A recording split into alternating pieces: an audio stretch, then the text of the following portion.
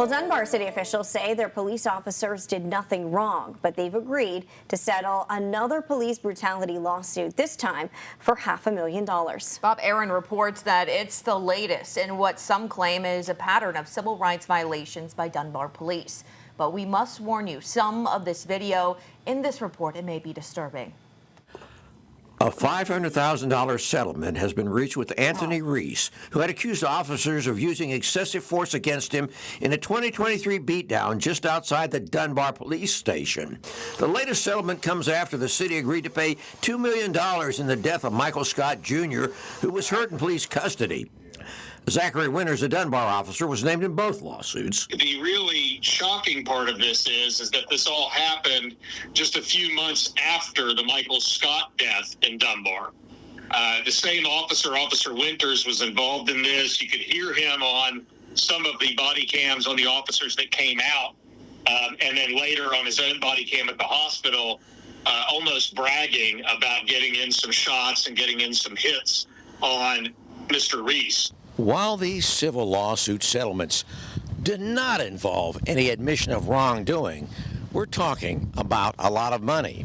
It's now in the $3 million range, and there's still another excessive force lawsuit pending. When we took the deposition of Winters in this case, he refused, as a police officer in a police uniform, refused to answer any questions. He invoked his Fifth Amendment rights to remain silent, which, of course, everybody has constitutional rights to remain silent. But this is a situation where he was in a police uniform giving information about an alleged excessive force case and an arrest that he had been involved in, and he refused to answer. Basically a pattern and practice of bad conduct by the city of Dunbar, led to us to be able to sort of drive a claim up to the $500,000 range for really a guy who got beat pretty bad, but there were no broken bones and there were no stitches. It really was a settlement that Dunbar had to pay that amount of money because of their prior conduct, in our opinion.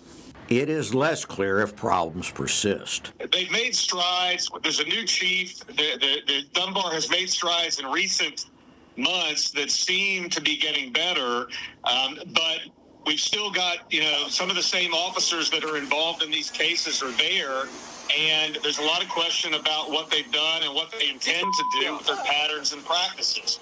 I mean, this is, if you're a citizen in Dunbar, this is like, here we go again. In Dunbar, Bob Aaron, Eyewitness News. And we've reached out to Dunbar's mayor and police chief for comment.